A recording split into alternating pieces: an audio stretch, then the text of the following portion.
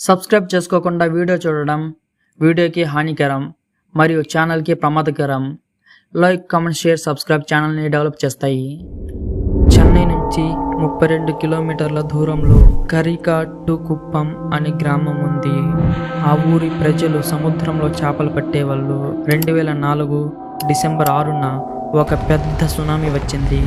ఈ సునామీ వల్ల ఎవ్వరికీ పెద్దగా ఏం జరగలేదు, కానీ ఒక తాత, 2 చిన్న పిల్లలు చనిపోయారు. అప్పుడు ఆ ఊరి ప్రజలు ఊరు రికవరీ అయ్యాక వద్దామని ఆ ఊరిని వదిలి వేరే ఊరికి వెళ్ళి బ్రతుకుతున్నారు. కొంతకాలం తర్వాత ఆ గ్రామం రికవరీ అయ్యింది. ఆ గ్రామ ప్రజలు తిరిగి ఆ ఊరికి వచ్చారు. అంతా బాగానే ఉంది, కానీ రోజు రోజుకి ఆ ఊరిలో వింత వింత శబ్దాలు వినబడడం మొదలైంది.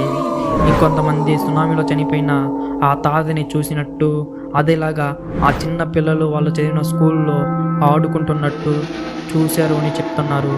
ముక్కలు ముక్కలుగా నరికి ఉన్న వేళ్ళని చూశాము అని ఆ ఊరి పూజారులు అంటున్నారు. రోజు రోజుకి ఆ ఊరిలో వింత వింత సంఘటనలు జరగడంతో ఆ గ్రామ ప్రజలకి వెన్నులో వణుకు పుట్టింది. ఇక ఈ ఊరిలో ఉండడం మంచిది కాదు అని ఆ ఊరి ప్రజలందరూ ఆ గ్రామాన్ని వదిలి వెళ్ళిపోయారు. ఈ మధ్య కాలంలో ఆ ఊరిలో జాతర జరుపుకుందామని అనుకున్నారు, కానీ జరుపుకోలేకపోయారు. దీనికి కారణం ఆ దెయ్యాలే అని అంటున్నారు. ఇప్పుడు ఆ ఊరిలో ఎవ్వరూ లేరు.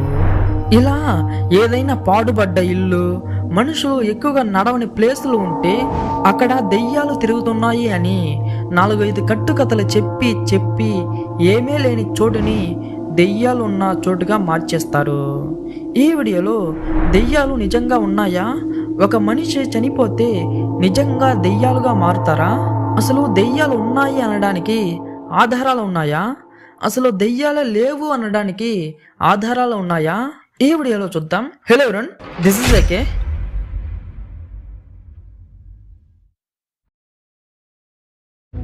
బేసిక్గా ఈ మూవీస్లో ఒక దెయ్యాన్ని ఎలా చూపిస్తారు అంటే, హీరోయిన్ అయినా లేక ఒక ఫ్యామిలీని అయినా కొంతమంది చంపేస్తారు.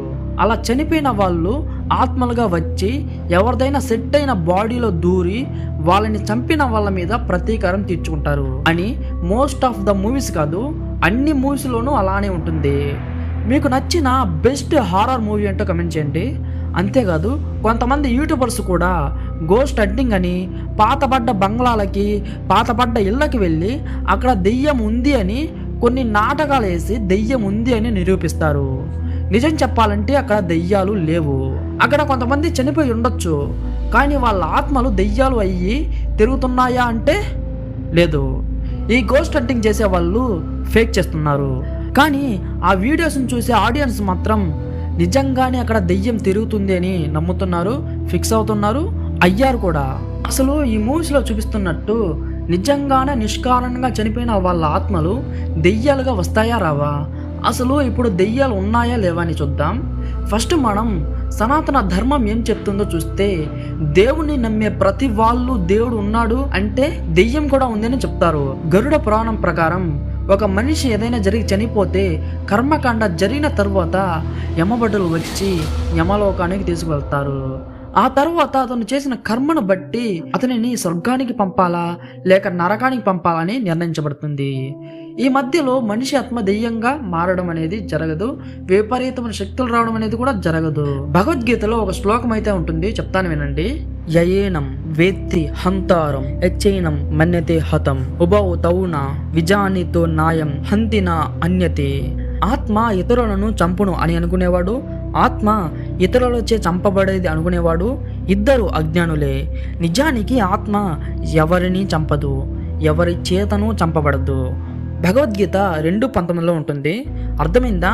భగవద్గీతలో ఇంకొక శ్లోకం చెప్తాను వినండి.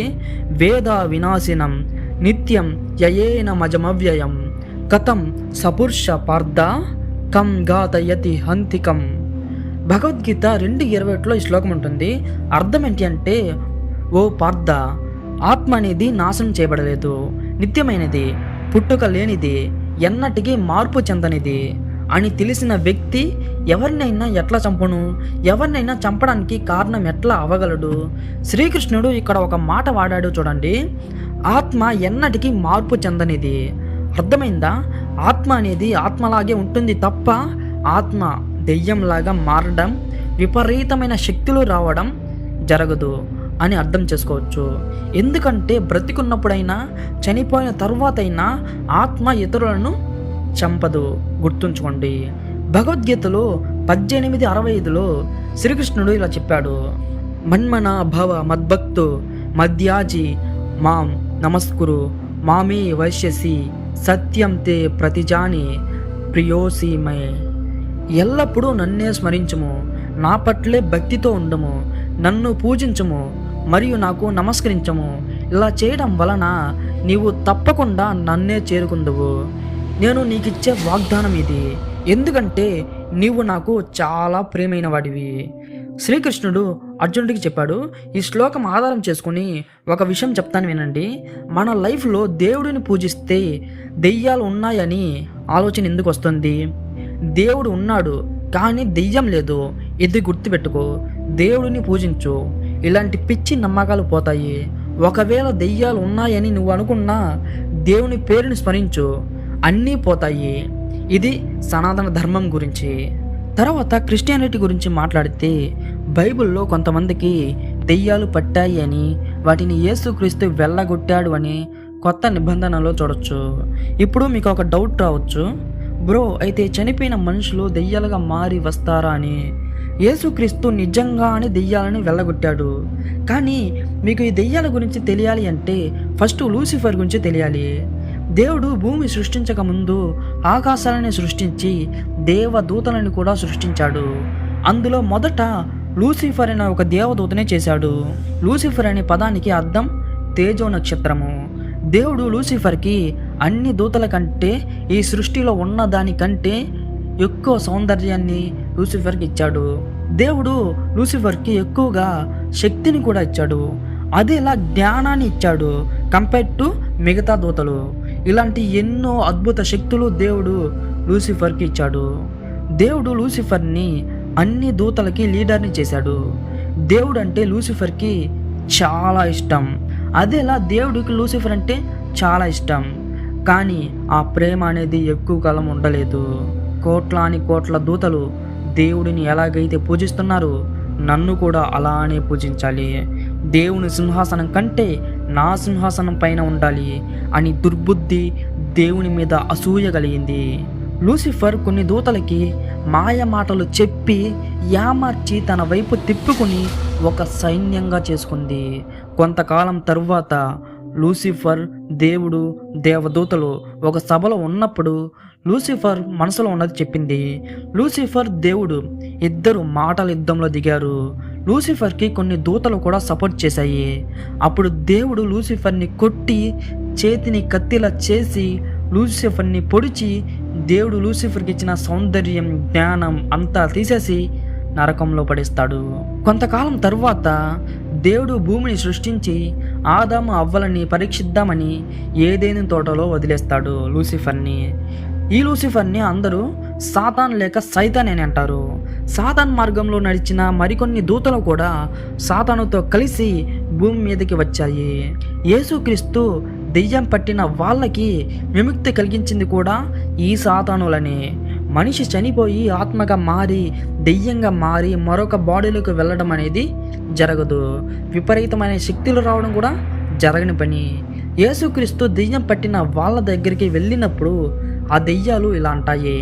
మార్కు సువార్త 3:11లో చూస్తే, అపవిత్రాత్మలు పట్టిన వారు ఆయనను చూడగానే ఆయన ఎదుట సాగిలపడి నీవు దేవుని కుమారుడవని చెప్పుచు కేకలు వేసిరి. అంటే యేసుక్రీస్తుని చూడగానే దేవుని కుమారుడు, దేవుని కుమారుడు అని కేకలు వేసాయి. మార్కు సువార్త 5:7లో చూస్తే, యేసు సర్వోన్నతుడైన దేవుని కుమారుడా, నాతో నీకేమి, నన్ను బాధపరచుకోమని దేవుని పేరిట నీకు ఆనబెడుచున్నాను అని బిగ్గరగా కేకలు వేశాను. అంటే పెద్దగా అరుస్తూ, దేవుని కుమారుడా నాతో నీకేమి, నన్ను బాధ పెట్టొద్దు అని అరుస్తున్నాయి. అంటే అక్కడ వచ్చింది దేవుని కుమారుడని ఆ దెయ్యాలకి ఎలా తెలుసు? అంతకుముందు చనిపోయిన వాళ్ళు యేసు క్రీస్తుని ఎలా చూసి ఉంటారు? అవకాశం లేదు కదా. అంటే వాళ్ళు పరలోకం నుంచి దేవుడు పడేసిన సాతాన్ సైన్యం. ఆల్రెడీ పరలోకంలో ఉన్నప్పుడు ఆ దెయ్యాలు యేసుక్రీస్తుని చూశాయి, మాట్లాడాయి, తప్పు చేయడం వల్ల కిందికి పడిపోయాయి. అదే అలా యేసుక్రీస్తుని చూడగానే దేవుని కుమారుడు, దేవుని కుమారుడు అని కేకలు వేశాయి. దెయ్యాలైతే ఉన్నాయి, కానీ ఒక మనిషి చనిపోయి అతను ఆత్మగా మారి దెయ్యంగా మారి విపరీతమైన శక్తులు వచ్చి మనిషి బాడీలోకి వెళ్ళడం అనేది జరగదు. అది కేవలం కల్పితం మాత్రమే. దెయ్యాలంటే సాతానులు అంతే. ఈ సాతానులే ఎవరైనా బాడీలోకి దూరి మేము మీ మామ, అల్లుడు, అన్న, తమ్ముడు, అక్క అని చెప్తాయి, మోసం చేస్తాయి. ఒకటి గుర్తుపెట్టుకోండి, ఒక్కసారి ఒక మనిషి చనిపోతే ఆ ఆత్మ అనేది స్వర్గానికైనా వెళ్ళాలి, లేక నరకానికైనా వెళ్ళాలి. దెయ్యాలలాగా తిరగవు. సరేనా? నేను చెప్పిన దీని గురించి మీరేమంటారు? కామెంట్ చేయండి. డార్లింగ్, ఈ వీడియోకి ఇంతే. ఈ వీడియో మీకు నచ్చితే లైక్ చేయండి. ఇలాంటి మంచి ఇన్ఫర్మేషన్ ఉండే వీడియోస్ చూడాలంటే ఇప్పుడు మన ఛానల్ని సబ్స్క్రైబ్ చేసుకొని పక్కన ఉన్న బెల్ ఐకాన్ని ప్రెస్ చేసి ఆల్లో పెట్టుకోండి. మరొక వీడియోలో కలుద్దాం. షేర్స్. సబ్స్క్రైబ్ చేసుకోకుండా వీడియో చూడడం వీడియోకి హానికరం మరియు ఛానల్కి ప్రమాదకరం. లైక్, కామెంట్, షేర్, సబ్స్క్రైబ్ ఛానల్ని డెవలప్ చేస్తాయి.